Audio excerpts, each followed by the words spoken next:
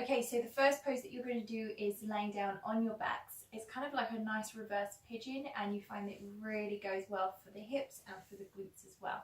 So whenever you're ready, rolling all the way down onto your backs, and you want to bend the knees and plant the soles of the feet. Ensure that your entire spine is grounded into the floor, so you don't actually want any gaps like your lower arch there to be risen. So what you want to do is make sure that you're hugging the ribs in slightly, lengthen your tailbone towards your heels, and there should be no gaps. And that means you've got lots of support going on and stability in that lower back area. So once you're ready, we lift right leg up towards the sky. I bend through the right knee, open up the hip, let your sole of the right foot turn out towards your left side, and outside edge of the ankle is on top of the thigh. Once you've done that, allow your hip to open so you haven't got your knee coming really close in towards your body. And we're going to see if we can come up onto the toes of the left foot and bring that foot away from the ground. Now you've got a few options here, because the left thigh, if you're bringing that closer in towards your body, that's going to dictate the leverage and of course the stretch as well, all along that right side. So you can either interlace the hands around the left hamstring, or you can take left hand to grab onto the right foot, and the right hand, I slide it round and underneath my calf, and that way I guide this whole shin, which you should be able to see is going across your body, closer in towards my actual chest. So I'm not trying to drop the leg down, I'm trying to sort of bring it over like a wave coming in towards my body. So if you're new to this, you might find that after you set up your pose that you only want to stay here for about 2 breaths. If you want to hold for longer, that's absolutely fine. I think that you should really listen to your knee and to the hip the whole time. So and also holding postures for really long periods isn't always that good for us, believe it or not. So be really realistic about it. Make sure that when you're coming out of the pose that you're taking it nice and slow as well. So I'm going to go over towards the other side. You might need to straighten out that right leg for a moment, and then go on to the other side. So left leg reaching up towards the sky, bend through the knee, open up the hip, let that left sole of the foot face out towards your right hand side, navel to spine. If you feel like that gap's emerging again, then again lengthen your tailbone towards the heel, and whenever you're ready, slowly picking up that right leg, bring the right thigh to come in towards same direction as your shoulder. So what you don't want is your right knee coming in towards your center line. When you look at your right knee, you want to make sure it's in alignment with the hip and with the shoulder, because that means also that you'll be tilting your hips if that's happening. So knee, shoulder. And again, applying the leverage. So it could be right hand onto left foot, or left hand and the left hand grabbing onto the calf of the shin, or interlacing. If you find that your head wants to come away from the ground, or you're like this because you've got a lot of tension in the upper body, then you might find that my mat's quite a thin one. It needs feeding. So if you've got a thicker mat, you might find that just by rolling up your mat a few times, just elevates the head and just releases any pressure there for the neck for you. If that's not working, it's not enough, then you might need to grab a yoga block, or you can use a cushion. Just make sure it's not really touching the shoulders. So you just want a little bit of support there for the neck, and as long as you're not choking yourself and limiting your breathing, you should be good. So whenever you're ready, slowly lower that foot down, lift that leg up, maybe straighten it out, and that's done. So whenever you're ready, you're going to slowly come up to a seated position and go into your next pose. The next pose that you're going to do is Baddha Konasana. It's one of my favorite poses. So we're going to press the soles of the feet together and create a slight kind of diamond-shaped gap there with the legs, if you're kind of looking at that bird's eye view. So you want your knees to drift out to the sides, and that means your hips are nice and open. Some people, not me, this doesn't include me, will have their knees naturally further down or potentially touching the floor when they do this. And that's just because they've got naturally open hips. They may have never even stretched or done any yoga in their life. It's just they're naturally flexible in that type of way. And also some people are absolutely fine with bringing the heels really close in, which I can do, but it doesn't feel actually that comfortable to me. I don't feel like I'm getting a lot of benefit by doing that. And all I'd say is if you fall into the category that I'm in, where heels close in doesn't feel so great, when you forward fold down as well, you'll feel like you're very limited, or you'll feel like there's actually a lot of tension being caused in the hips and inner groins, which is obviously like the complete opposite of what I'm trying to do in this pose. So I'm going to get you to adjust your legs the way that you want them. How you're seated is going to affect your forward fold as well. We will get there, don't worry. So try not to be rounded through that lower back and be sitting on the back edge of your sit bones.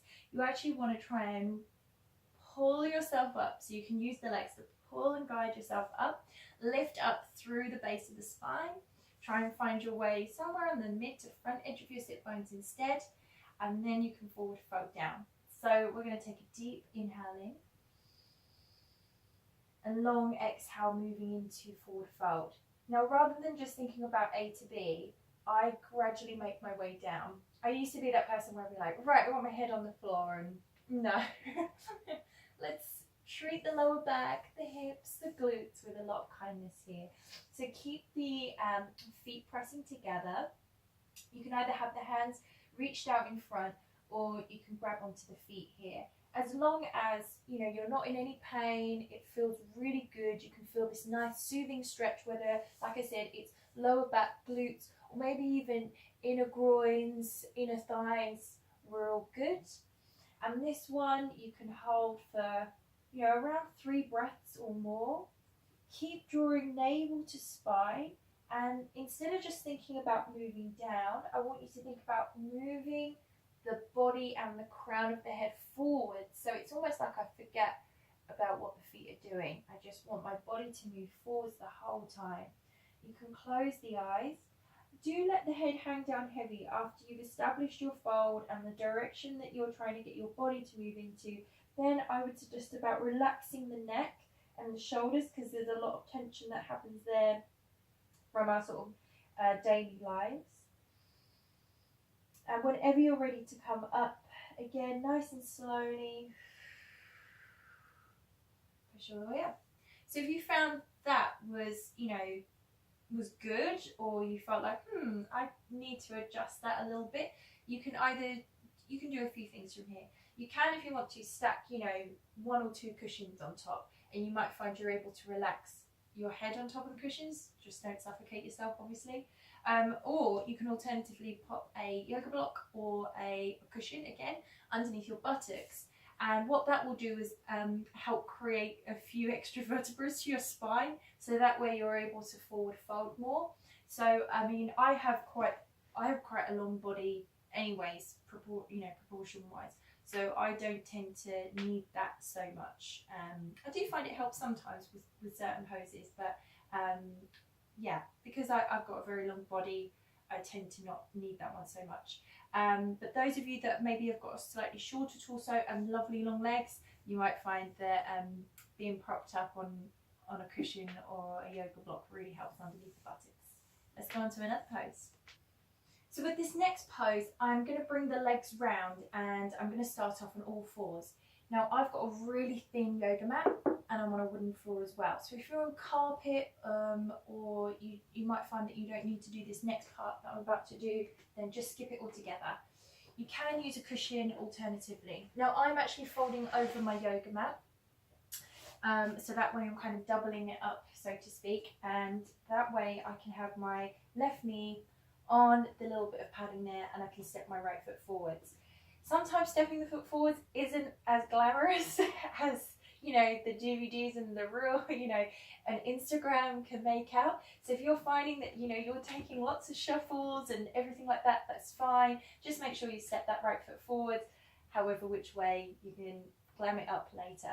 So left knee is grounded, right foot is forwards, and you want the foot to knee hip distance apart. Don't bring them in one line. You're going to be walking on a tightrope, and you're going to most likely stack it and fall.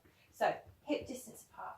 Now you're going to slowly come down, relax the toes behind you, and try and make sure you're not leaning lots of weight now into that back knee. So I want you to bring your hips forwards so that we can see my hip is beyond the knee. And remember, when I started yoga, I wasn't able to get my hips, you know, quite so low and open up through the hip flexors. But yoga has really helped me out with that, so that way I can really open up through the hip flexors and through the quads as well.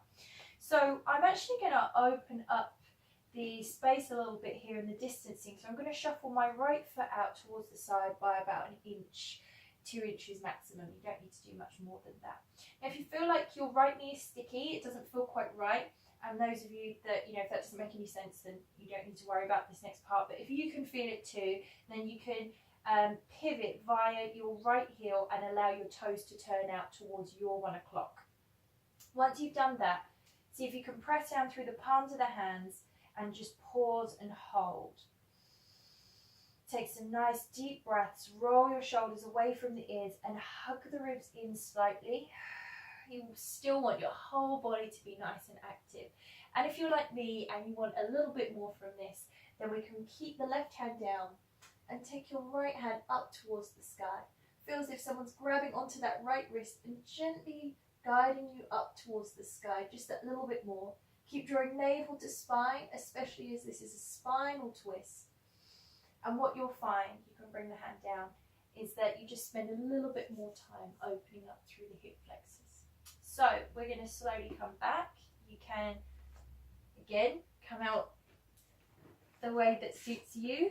Those of you with, you know, experience in yoga might find you can sort of vinyasa your way into in and out of these. And then, you know, if you're still learning, that's, you know, not going to make any sense. So don't worry about that. You know, that putting the yoga postures together, that just build that up nice and slow. Don't put lots of pressure on yourself. So I've doubled up my yoga mat on my right side this time. Again, you can use a cushion under the knee. And then press the right knee down, step the foot forwards. You can use your hands. You can see how I'm kind of shuffling that foot forwards, making sure foot to knee is first of all about hip distance apart. Then I'm going to shuffle the toes out towards the side. For me, it's about an inch. And then pivot the left toes out towards, I'm going to get it right, 11 o'clock. So someone knocked at the door that was really important, so I had to answer that. So sorry about that. So allow the toes to turn out towards 11 o'clock. That's why I hesitated. It was like, I swear I hear someone coming to the door. So you're going to press down through the palms, or you could be on the fingertips.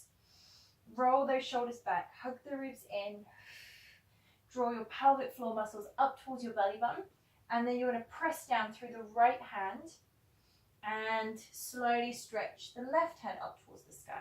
So don't just throw this hand back. Try and keep your shoulders stacked on top of one another and allow the twist to happen via the waistline and the spine, rather than just kind of throwing this hand back and, I don't know, trying to reach for something that's really not there. So we're going to think about lifting up. That's actually what I want you to do, rather than just kind of dumping everything down. So keep working on that reach, and then close the eyes. Enjoy some nice space happening in the hips, even in the thoracic spine. So as long as you're not kind of just dumping everything down, allowing the head to weigh heavy, and you're really finding that reach, great for opening up the chest and in between the shoulders.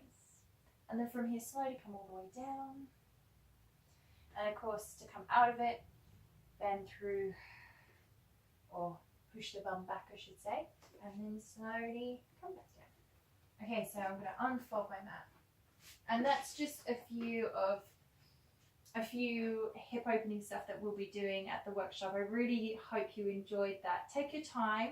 You might find that you need to, you know, do them twice over, just because at first I think when you're learning a pose that you haven't done before, or a variation that you haven't done before, and you're trying to map out your own distances and where your body should be going, I think sometimes that the second time that you do it, and obviously from there on, it seems a lot more familiar and you get to enjoy it more.